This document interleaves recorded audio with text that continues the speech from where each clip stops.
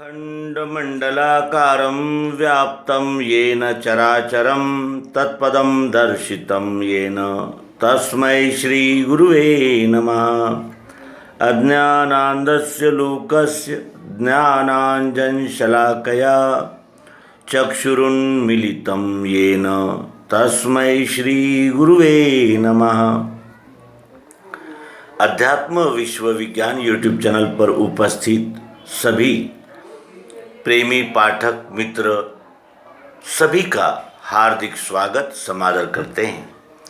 आज श्री कृष्ण जन्माष्टमी का दिन है और चारों ओर श्री कृष्ण जन्माष्टमी के उत्सव की धूम मची हुई है और इस धूमधाम के अवसर पर ज्ञान की बात करना शायद कुछ मित्रों को अच्छी न लगे, लेकिन कोई भी व्यक्ति हो जब हम उसका स्मरण करते हैं तो केवल उसके शरीर का ही स्मरण नहीं करते, तो उसमें ज्ञान गुण चरित्र इसका स्मरण करते हैं। और किसी का भी व्यक्तित्व हो वो ज्ञान गुण चरित्र के समुच्चय से बनता है। भगवान श्री कृष्ण जी को भगवान क्यों कहते हैं, उन्हें अवतार क्यों कहते हैं, और उनके विषय में जो अनेक प्रकार के चमत्कार समाज में प्रचलित है उसके विषय में हम क्या सोचते हैं, ये जानने का भी आज समय है। विचारों से व्यक्ति महान बनता है। विचार ही मनुष्य के व्यक्तित्व का मूल आधार होते हैं। नहीं तो व्यक्ति तो सब सरीके ही होते हैं, कोई कम ज़्यादा नहीं होता, सभी के इसी तरह के जीवन होते हैं सर्वसामान्य। लेकिन ज्ञान गुण और चरित्र इसी में अंतर होता है जिसके वजह से वो व्यक्ति पहचाना जाता है।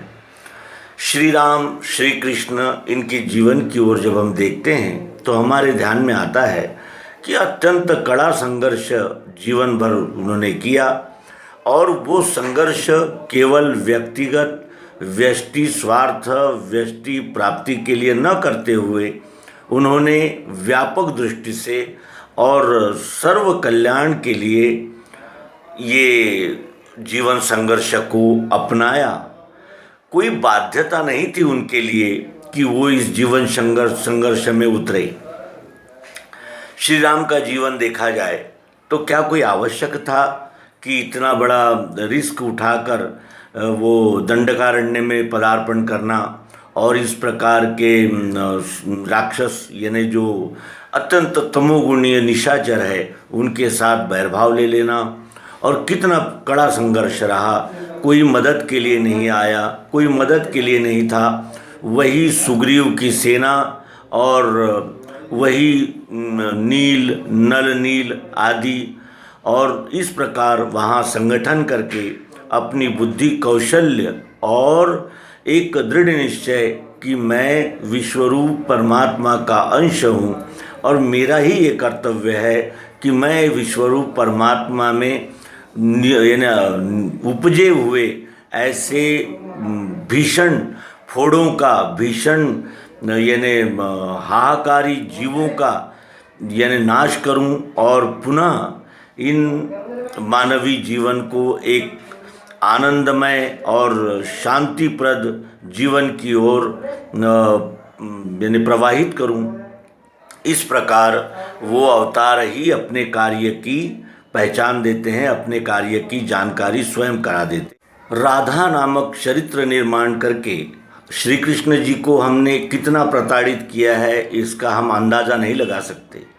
संतों ने राधा का एक रूपक तैयार किया और स्वयं को राधा मानकर भगवान श्री कृष्ण जी की आराधना में मधुरा भक्ति का एक नया आविष्कार किया। लेकिन उसके अनंतर आने वाले जो श्रृंगारी कवि थे उन्होंने उसका इतना अपभ्रंश कर दिया कि आज राधा कृष्ण यही लैला मजनू के रूप में उपस्थित और प्रस्तुत करने में हमें कोई शर्म नहीं आती।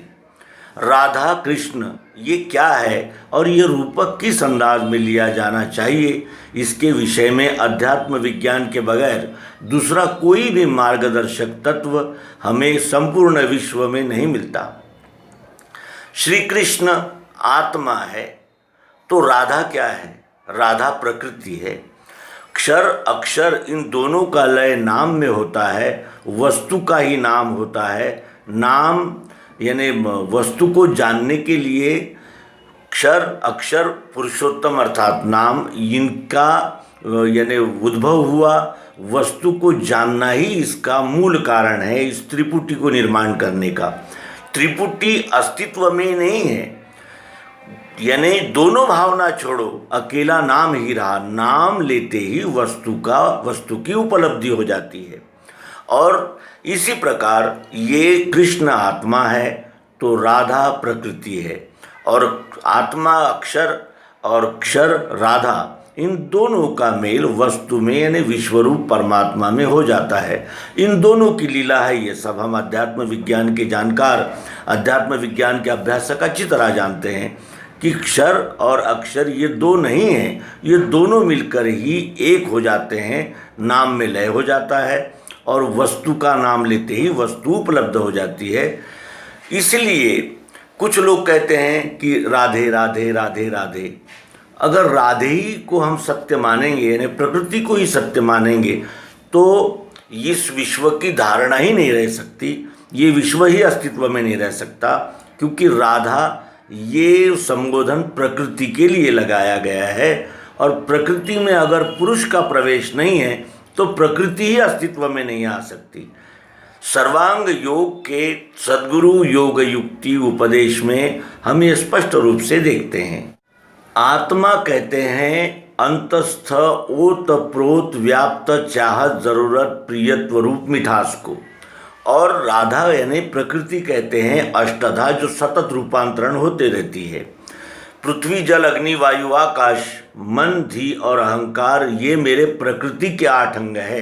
इसका आशय है कि इन 8 अंगों से प्रकृति बनी है, जो राधा है, चंचल है, और जिसे कहते हैं कि दृश्य है, और यानी ओत प्रोत जिसमें प्रियत्व व्याप्त है, लेकिन उस व्याप्त प्रियत्व को व्यक्त होने का माध्यम प्रकृति है, राधा है।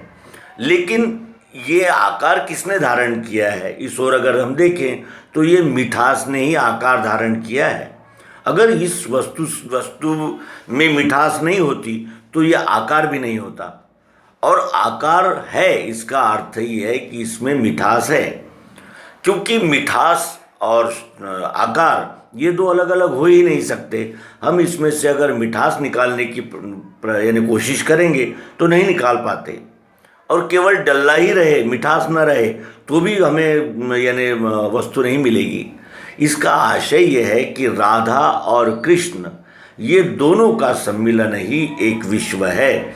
और महाराज के विषय में तो इतनी यानी भीषण प्रचलित यानी किंवदंतियाँ और अंधश्रद्धा अंधविश्वास चल रहे हैं कि लोग कहते हैं कि वो एक सेक्स का उत्सव था, सेक्स का उत्सव था। ये कहकर हम अपनी संस्कृति को कितना बड़ा लांछन लगा रहे हैं, इसका हमें अंदाज़ा नहीं है। और सेक्स ये शब्द जितना निंदित है, और उस यानी निंदित शब्द को राधा कृष्ण के सम्मिलन के लिए यानी इस्तेमाल करना, ये कितनी बुरी बात है। और बगैर संगम के, बगैर मिलन के तो अस्तित्व ही नहीं होता। इसमें शब्द है स्थायी, गंध है, रस है, स्पर्श है, रूप है, सब कुछ है इसमें। लेकिन इसमें अगर मिठास नहीं है तो हम इसको क्यों लाएंगे यहाँ? यानी ये अन्योन्याश्रित है। अन्योन्याश्रित रहने से वो एक दूसरे में समा गए हैं, और एक दूसरे में इतने समा गए हैं कि अब साकार से निराकार मिठास और निराकार मिठास से साकार ढेला अलग हो ही नहीं सकता, और इसको अलग करने की कोई प्रक्रिया इस विश्व में है ही नहीं। प्रियत्व है वहाँ आकार होगा ही, देखने का प्रियत्व है तो ये आकार होगा ही, और आकार राधा है और वो प्रियत्व कृष्ण है। इस प्रकार व्यापक अर्थों में हमारे पूर्वजों ने जो ये दृष्टांत, जो ये रूपक तैयार किए हैं, इसका अपभ्रंश हमने अधकचरी बुद्धि हृदय में रखकर और पाश्चिमात्य यानी उन्माद में और वैलेंटाइन डे और इस प्रकार के जो उच्छृंखलता जो पश्चिम से हमें प्राप्त हुई है, उसके आहारी बनकर हमने इतना बड़ा नुकसान कर लिया है कि अब आत्म तत्व को प्राप्त करने के लिए हमें जो जैसा कहता है हम वैसा ही करते चले जाते हैं, लेकिन सद्गुरु योग युक्ति का अवलंबन कर क्षर अक्षर का पुरुषोत्तम में लय करना ये हम भूल गए हैं। और काले ने हम आता नष्टो योगा परंतप, ये काल का ही महिमा है कि ये युक्ति नष्ट हो गई है, और उसी नष्ट हुई युक्ति को पुनर्जीवित करने के लिए भगवान श्री कृष्ण जी ने श्रीमद् भगवद गीता के 11वें अध्याय में विश्वरूप दर्शन श्री अर्जुन को कराया, और अर्जुन उस विश्वरूप दर्शन को करके अपने कर्तृत्व में उपस्थित हो गया, और युद्ध भी अब वो ईश्वर सेवा के लिए कर रहा है। इतना परिवर्तन इस ज्ञान से हो जाता है। तो ये विश्लेषण इसलिए करना पड़ा कि हमें श्री कृष्ण और राधा इनके रूपक का जो मूल गाभा है वो प्राप्त करना चाहिए, और तभी श्री कृष्ण जन्माष्टमी मनाना सार्थक होगा। श्री कृष्ण जन्माष्टमी का अर्थ केवल नाचना कूदना, दही हंडी बांध लेना और दही हंडी को फोड़ने के लिए स्पर्धाएं आयोजित करना, बच्चों को राधा कृष्ण के वेशभूषा में स्टेज पर उपस्थित करना और सिनेमा के गीतों पर उनके नृत्य का आनंद लेना ही नहीं है। तो राधा कृष्ण को जानने के लिए हमें श्रीमद् भगवद गीता को जानना होगा, तब हमें श्री कृष्ण क्या है और प्रकृति राधा क्या है इसका संपूर्ण बोध हो सकता है। और यही बोध कराने के लिए ऋषि मुनि संत महात्मा विभूति अवतार ये सदैव प्रयत्नशील रहे, लेकिन वो इतने लोग इस विश्व में परोपकार सदाचार का उपदेश देने के लिए आने पर भी आज जो हम उपस्थिति देखते हैं तो वो केवल अहंकार की ही दिखती है। आज हम देखते हैं कि एक ही कुल के, एक ही पंथ के, एक ही देश के, एक ही भाषा बोलने वाले, एक ही परिवार के लोग आज आपस में अफगानिस्तान में लड़ रहे हैं। इसका क्या कारण हो सकता है? इसका कारण है अकेली वस्तु खाने से दिखेगा तम है भरा, वो अहंकार का टकराव ही आज हमें अफगानिस्तान में तालिबान के रूप में दिख रहा है।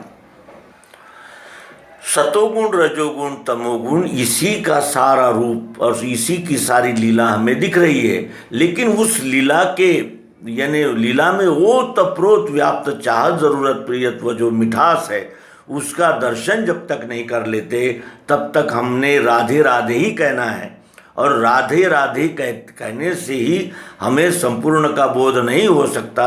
राधा के साथ कृष्ण का दर्शन और इन दोनों का लय नाम में होता है। पुरुषोत्तम वस्तु का साक्षात्कार होने के लिए हमें सद्गुरु युक्ति की ही आवश्यकता है। इसका पुनरुच्चार करते हुए आप सभी मित्रों को श्री कृष्ण जन्माष्टमी की हार्दिक शुभेच्छाएं, शुभकामनाएं, और हमारे जीवन में भी राधा कृष्ण इनका सम्मिलन बोध में प्राप्त हो, और ये में बोध होते ही मुक्ति है ब्रह्मजाल से।